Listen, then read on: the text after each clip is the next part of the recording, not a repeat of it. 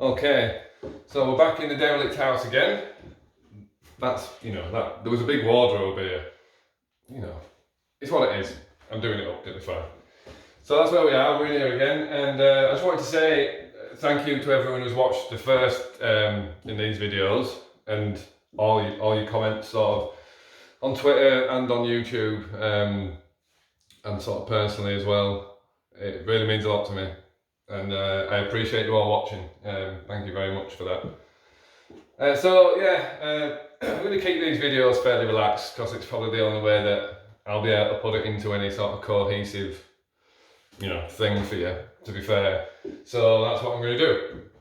So I've got just water today, Phil, no Robinsons, just water. I forgot to do a mix, unfortunately.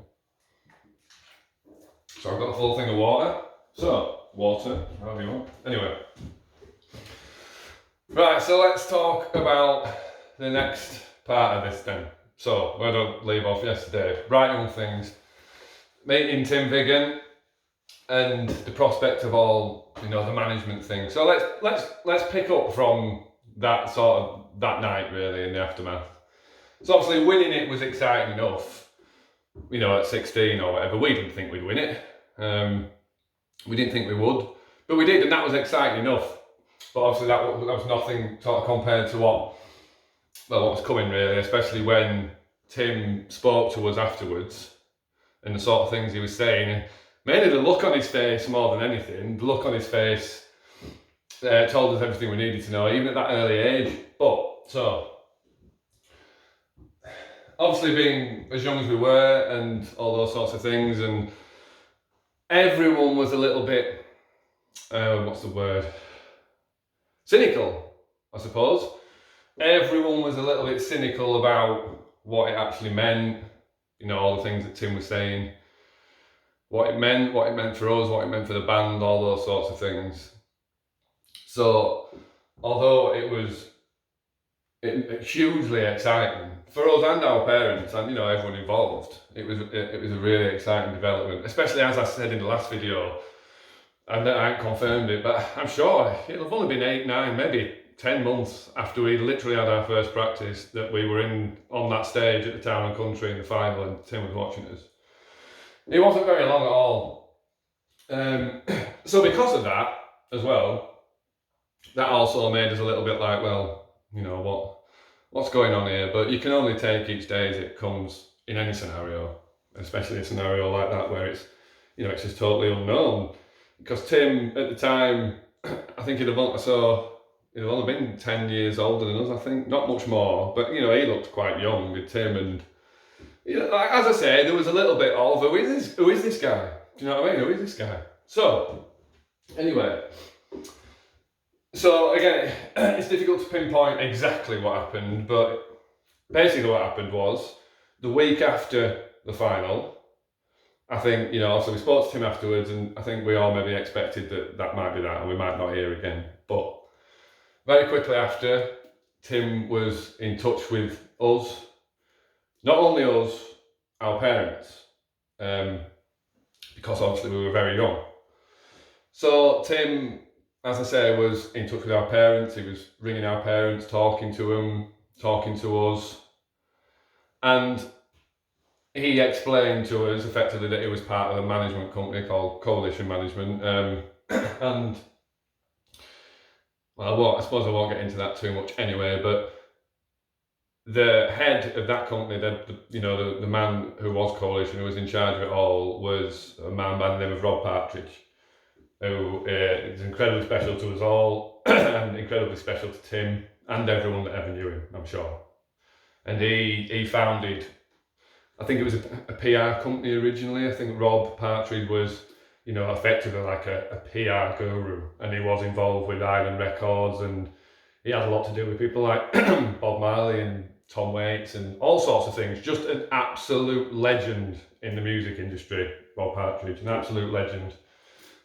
So obviously that then made everything carry more weight, not only with us, but our parents, which, as I say, at that age, they were very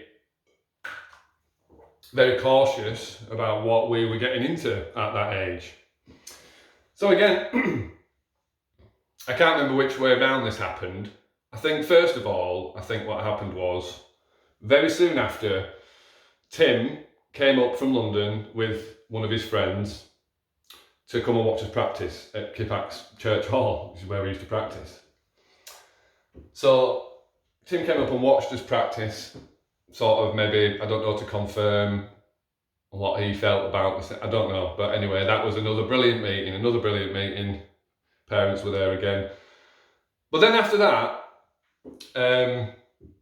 Tim came up again, but this time he came up with Rob Partridge, who, like I said, just an absolute legend of a man. And we went to Robert's house. And we all piled on Robert's living room floor, I remember vividly. And as did Rob Partridge, I think he was sat on the floor as well. But we had an amazing chat with him and with Tim, because Tim, well, I suppose that's a separate conversation really, but Tim looked up to Rob Partridge a lot. I'm sure, again, I don't like speaking for people or even to seem like I am, but I'm just trying to give gravitas to who this man was, really, and what he meant, not only to us, but as I say, to Tim, to that company, to the rest of the music industry as well.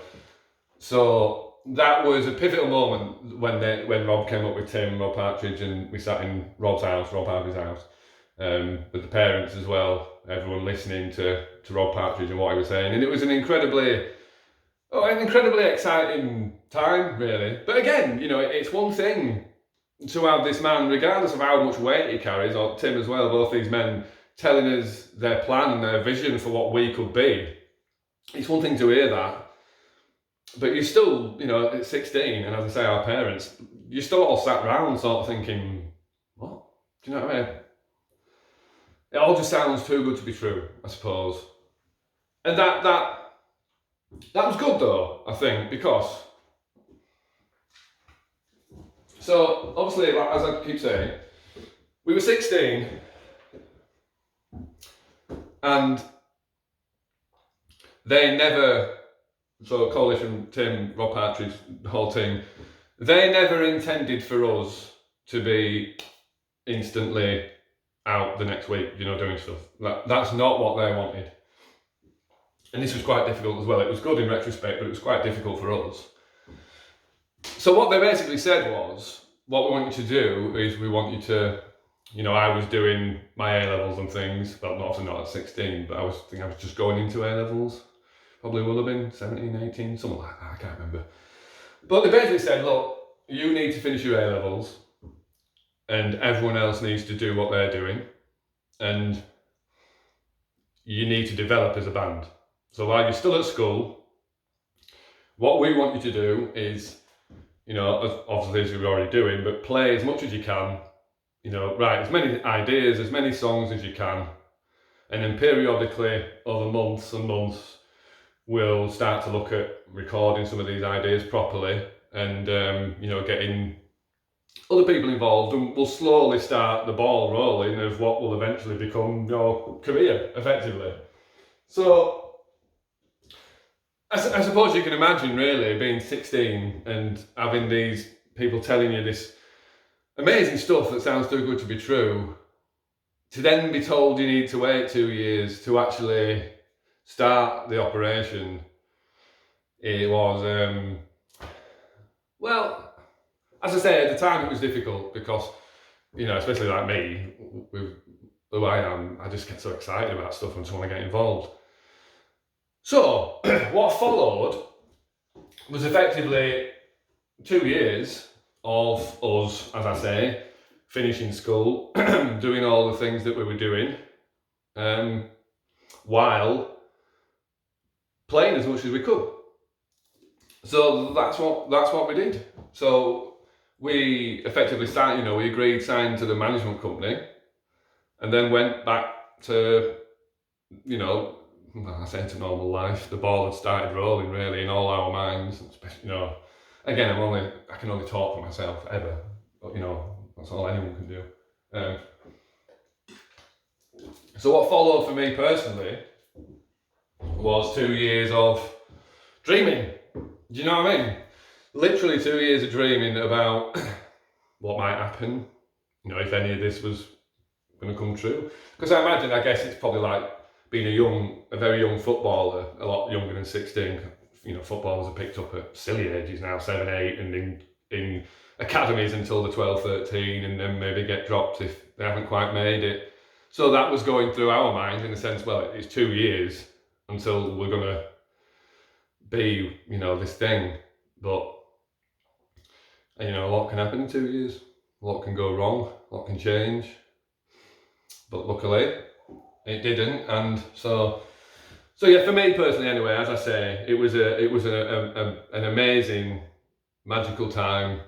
I was on the phone to Tim all the time, just trying to see if I could extract anything out of his words that would represent anything tangible that I could actually grab hold of, if you know what I mean. Because it's a very hard industry. You know, nothing is set in stone ever.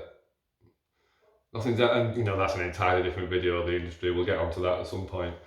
But nothing is set in stone. So what followed? Back on track.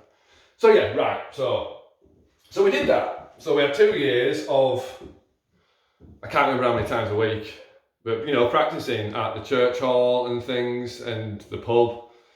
But then we started. Oh, that's right. Yeah, when we won Bright Young Things, part of the prize was a bit of recording time at Sponge Studios in Leeds. So that was another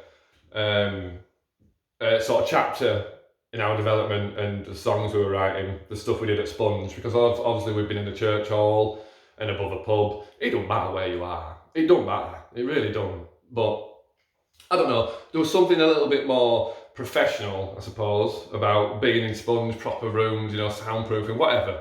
It just felt a little bit more, well, tangible, I guess, rather than just being in Kidback's Church Hall. It was, and that was so important about how we developed. It was, you know, it was so gradual and incremental up until a point. But especially those 2 years, Tim, Rob, Patrick, you know, the coalition, the team was so clever in how they drip fed us into that industry, which is what they did. I think they drip fed us into the industry in just the right amounts that kept his feet on the ground. I guess that's the key thing, and that's, I think, what Tim and Rob worked so hard to do, was make sure that we kept our feet on the ground. Yeah, I could have gone off on a tangent there, but I'll save that for the next one. Look, there could be about 15, 20 or 30 of these. There's so much up here, so much about all of it. I don't know how long this is going to go on for. It could go on for a very long time. But I'm going to try and keep each video around 20 minutes, I think. You know, you don't want it too long. So we would then be going to Sponge Studios, but you know, it was so difficult going to school and doing my A-levels. I'm not being funny, I didn't care. I didn't care about anything other than that. I didn't. And it was great because, what did I do? Music, English literature and history. But especially for history, I just had a brilliant teacher. Mr. Kennedy. And he was ace, basically, because he put no pressure on me, because he knew what was happening. And he was a lover of music himself. So I won't say I got away with it, but you know, I didn't even try. You know, I never turned a page, and I did all right in my A-levels. But he never gave me any trouble, because you know, I didn't do the work, didn't do the homework, didn't do the coursework. So I'm too busy playing guitar. I don't give a. Do you know what I mean? I'm too busy playing guitar. I ain't got time for. You know, I didn't have time for anything else. Put it that way, nothing else. So I didn't do any studying, didn't do any revising, any of that stuff. I did not care, which isn't an admirable quality. It's just a fact. It's just an objective fact. But anyway, and he would never, you know, he'd be like, don't worry about it. Don't worry, you haven't done your own work. You know what I mean? You know, he knew that ultimately I was hanging myself, and he was all right with that, because I think he knew as well that this wasn't pie in the sky. It wasn't make believe, and that was very difficult. That for quite a while, to keep your mouth shut about what you wanted to do and what were going to happen at the same time as you'd have teachers. God, can anyone remember careers guidance or whatever they called it at our school?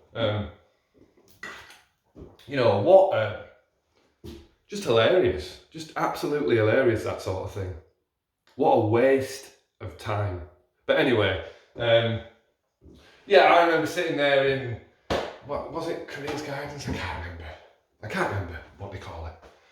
But where you sit down with them and they're like, what would you like to do when you grow up? And you're like, well, I want to play guitar and be in the best band in the world. What do you want to do? Do you know what I mean? Not being funny. Look, this is going out to people, so I have to rein myself in quite a bit, because anyone who knows me knows this is it's not a watered down version of me, but I realise that my passion can run away with itself, shall we say. So but anyway, yeah.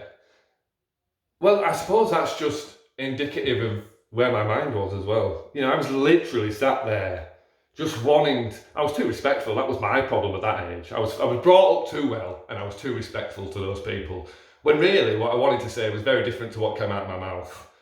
But I'm sure that's the same for everyone at school, isn't it? You know what I mean? Well, maybe not these days. But anyway, so it was hard to go through school with all this going on in the background and be anything other than away with the fairies. It's going to be, innit? So I won't go on too much longer in this one, I think, because I think this is a nice incremental development in the story, as I say. Let's see if I can tie this up neatly. Right, okay, yeah, so when we went to Sponge, so we already had songs like The Dance and Human, in terms of big ones that you guys know. A couple of Walls Get Smaller as well. In fact, I forgot to say in that other video, the same practice where we did the same first session where we did The Dance, we also did Walls Get Smaller. That the opening guitar line that Rob plays, that was something he'd come up with, and he played that, and off we went. That happened in the same practice as The Dance, and what came out, that didn't take. In fact, I'm pretty sure Walls was sorted then and there. Started playing it like that. I started playing harmony over the top. Stu came in, Phil, and obviously Phil just went nuts on that song. Obviously, just amazing. And that was all natural, and he just did that. He just did that, and we reacted to that, and that's why Walls came out. So anyway, at Sponge, after we'd signed this management contract, all this pie in the sky stuff, and we were writing every week as much as we could. I can't remember how many times a week, 3 or 4 every night. I'm not sure. Might have been every night at one point. We'll get there though. So things like new instrumental came out of Sponge, 2i came out of Sponge. As I said, I'd had that idea for a long time, but I never sort of brought it out until that time. And that's another example of me starting playing that riff and everything just building from there. So those sorts of things that happened in Sponge, and alright, I'll tell you what, I'll take this right up until the Fierce Panda-ish. So that was, obviously during these 2 years, we got our own website and things like that, which was just like, wow, we've got our own website. Do you know what I mean? Little things like that kept happening that just made everything grow and grow and grow. And I'll get to the point where the really exciting stuff started to happen. The really exciting stuff.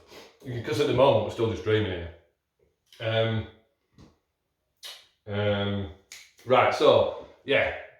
So these 2 years of writing, we accumulated lots of really cool ideas. One of which was Take the Long Road. Now, it was, we practiced at the old chapel a handful of times. One time that came out, Long Road came out. And that was just awesome. Never forget that. Playing that riff, Phil playing that drum beat, Stu's bass line, that intro, and then, the weird noises he does, and then when it drops in, and Rob's vocal, need I say any more about that track? That was the moment. That was the moment that Tim, Rob Partridge, Coalition, our parents, us were waiting for.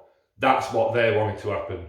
They thought, here's these lads, look at what talent they show. Let's put them in a room as often as they can for 2 years and see what comes out. Do you know what I mean? And that came out, among other things, but that came out. So what Tim used to do is periodically over those 2 years, he would come up maybe once a month, maybe twice a month, and just sit with us and just listen and chat and keep us vibed up. Do you know what I mean? Keep us on track, keep us focused. Because over 2 years at 16, you know, especially with ADHD, forget that. You forget it's happening. Or you discredit in your own brain. You know, if it's happened that long enough ago, you can kind of pretend it maybe didn't happen.